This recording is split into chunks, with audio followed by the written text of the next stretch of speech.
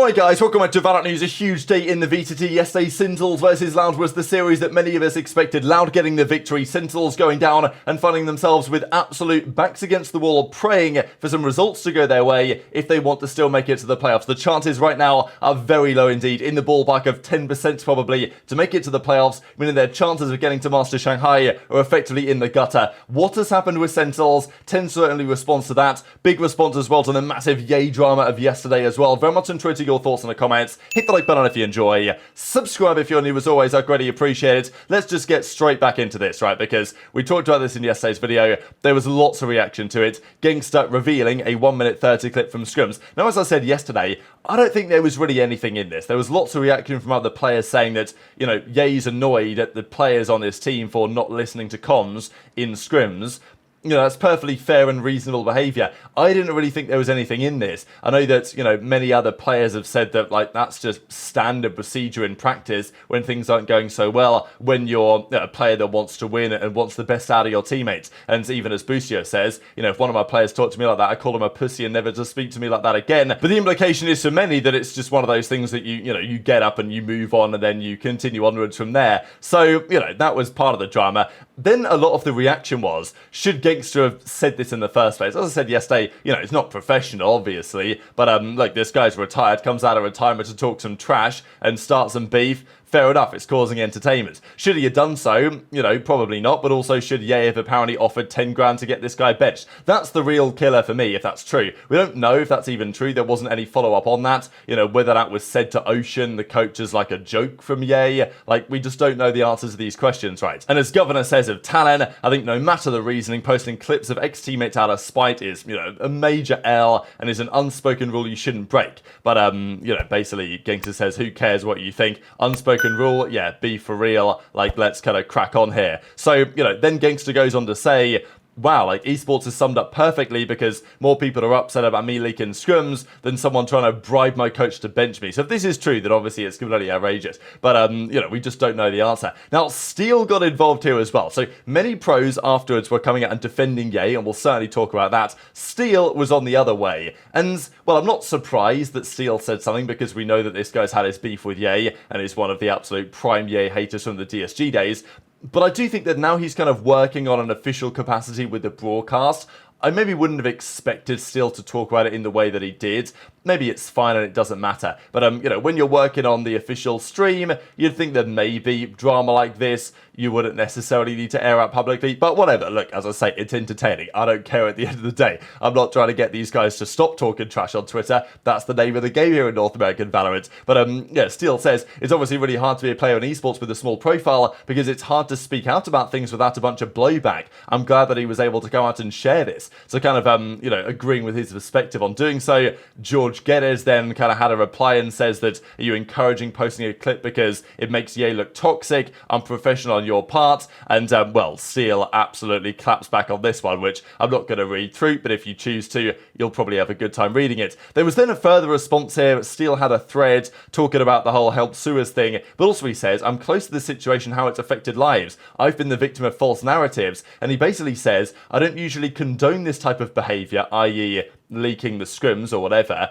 and I haven't personally done it in 16 years of competing, but there are always exceptions when it gets to a certain point, the implication being that Ye is just, you know, such a bad teammate and even person, potentially, is kind of the implication here, that it needs to be exposed. But that's not necessarily the opinion that everyone has on the situation. Even as Dapper says, people with nothing to lose are scary, implying that Gangster, given his position, was in position to do this. Juicy as well, I will just say quickly on DSG side, with Mervyn saying, the CEO or founder, let's say, of Bleeze, that they're looking for change, Juicy, who's kind of part of their like academy situation, he is somehow again exempted from military obligations. So I don't know what it is lately with the Singaporean government and letting some of these Valorant guys get exemptions from their military stuff, but that's going to be the case. So all of a sudden, one of the top duelist players in the region, when he turns 18, I think he turns 18 in like October possibly, so you know, he won't be able to play for some time, but it's just interesting timing. But also, speaking of the main Bleed roster, we have this from Scary just about, you know, an hour or so ago. as I'm recording this. I understand the frustration over our performance in this split. We're not happy about it. We work hard every day to improve as a team.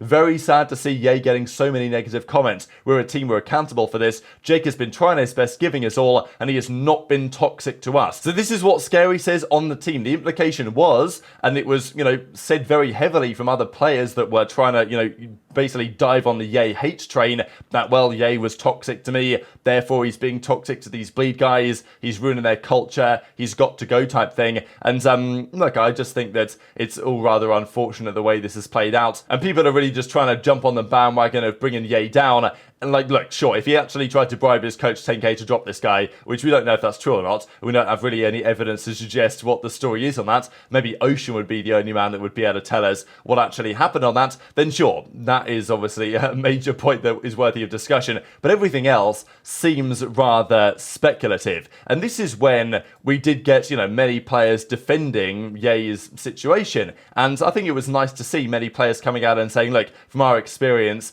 Ye is not the type of guy that he's being painted as. Not really going to touch on how Ye was on DSG because I have no clue, apart from clips that obviously don't show the whole context. In our few months together on Cloud9, he was a great teammate. We never had any toxicity issues with Ye, so I'm going to go out on a limb and saying that going from tier 1 players in his last two teams to tier 2, tier 3 players is a massive change and would cause frustration in most competitive people. So I think that was probably fair, and as Elsa says, Ye was one of my first favourite personalities to play with in CS and Valorant, so not really sure where all this hate is coming from. I think it's pure hatred on someone, which is sad. Is he the perfect player or person? No, but is anyone? I don't understand sharing private clips. I've seen quite a few now. Shame on all of you for constantly clipping private things and sharing them publicly. Same with FNS has said before. I'm sure every team has insane dirty laundry, but as a professional or competitor, you keep it in-house. I hope Ye is ignoring all of you, keeps grinding, which is more than could be said for the rest of you, right? Which I thought was another nice response there from Zelsis. And even as Ethan says, Ye's a better competitor than I am, because after, I was done with that team,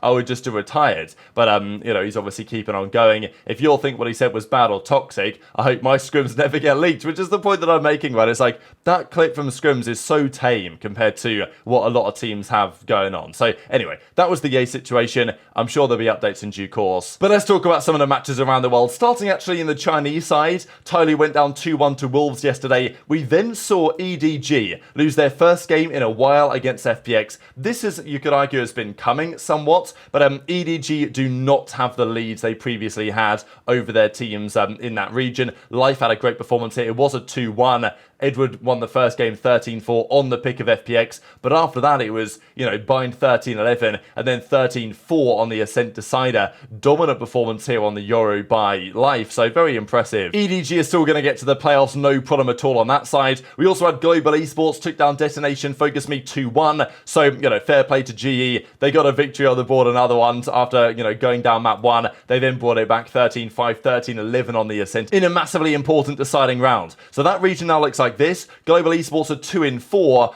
That may prove to be good enough to get to the playoffs with that victory there. However, we do have other series going on. T1 versus Zeta right now, and then Team Secret played Talon. So Bleeds, they're probably going to be 1-5, but it's this T1 series against Zeta, which has just gone 13-9 to T1 here on the Lotus, and then Sunset's coming up. That's going to be very telling as to what happens in the kind of conclusion to that group. In the Americas, then G2 took down MIBR again, rather comfortable. Tough for me to even say right now how good G2 actually are, because the various Ascension teams around the world haven't been massively great. I mean, Gentle Mates, Bleed, of course, even like Dragon Ranger Gaming over in China. G2 have been, up and down, but this was a pretty good result against a team that is just pretty awful, though, I've got to say. 13-9 on Icebox, then they slapped them around on the binds, 13-3 with 11-1 first half. So fair play to G2. And that puts Sentinels in a rather interesting position. So Zelsis was then saying to all of his teammates, win me another trophy or I leak scrims. But this game yesterday, I mean, it's funny how predictable this was. You know what I mean? Sentinels are playing a series against Loud, and Loud have been terrible, right, the last couple of weeks. But if there was one series where Quick especially was going to come to play, I think every team tries to bring their best when they play Sentinels, whenever it is. And I think it was always going to be the case here for Loud that they did so. To be honest, though, you could argue that Like, are Loud actually better now? Or, like, are they back or whatever in the series? Or are Sentinels just very underwhelming? Like, I think probably both is somewhat true. Loud's played better than they had done recently, but certainly Sentinels are not anywhere near the level that they were at not long ago. I think it's honestly like kind of a confidence spiral as well. Like, their form has regressed. They choked bad against Evil Geniuses, which was probably going to prove to be the crucial series for them of this stage, not qualifying as they need to. But honestly, even if they did make the playoffs on this level, they ain't making Shanghai over the other teams that we presently have. And because the confidence is dropping, therefore, you know, they're overthinking what's going wrong, they're trying to find ways to solve it, and it's not happening, and it's kind of spiraling down. They lost their own Lotus pick 13-7. This was, you know, crushing. And then the Icebox Quick decided to make some big plays here and finally showed some form. It's not like his numbers were crazy this series, but he certainly had his moments. And in the end, 13-8 on the Icebox. So Sentinels go down in a very comfortable 2-0. And as TenZ says, basically now a 0% chance we make it to the playoffs. Therefore, we're probably out of the running for Shanghai. Pretty bad that we played. Got to focus up for the next split. This can be how it goes sometimes. You start out a gear very strong.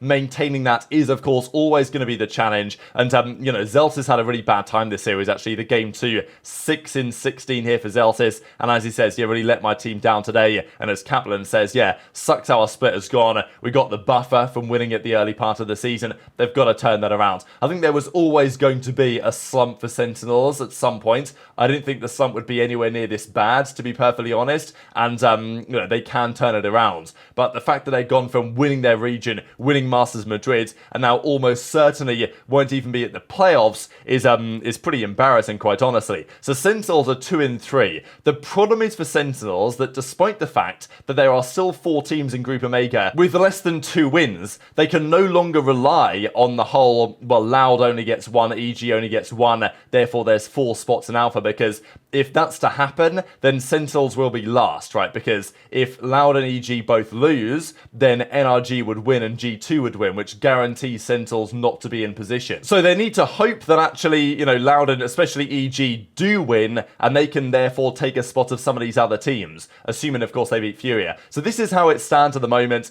that Sentinels' chances here are, I would say, around 10%, probably less. And that's if they beat Furia 2-0. They need to 2-0 Furia effectively and you know, win that as comfortably as they possibly can, which they would still be favoured to do. But honestly, at this point, who knows if they even win that series, right? Then they need Evil Geniuses to 2-0 NRG. They need 100T to 2-0 NRG. And if NRG win more than 1 map, then it's basically chalked. But if NRG do get slapped around by those 2 teams, then Sentinels could overcome them in the kind of head-to-head. Now, if that doesn't happen to NRG, they can have these other 2 scenarios happen. So, you know, they basically need 2 of these 3 scenarios to occur. One of which is Cloud9 losing to both Furia and MIBR, which seems incredibly unlikely. And then they need G2 to lose to Loud 2-0, which, you know, is definitely possible. So it's possible, but more than likely, it ain't gonna happen. So quite the turnaround. Very much interested in your thoughts in the comments. Hit the like button if you enjoyed. Subscribe if you're new. Take care. And I'll see you next time.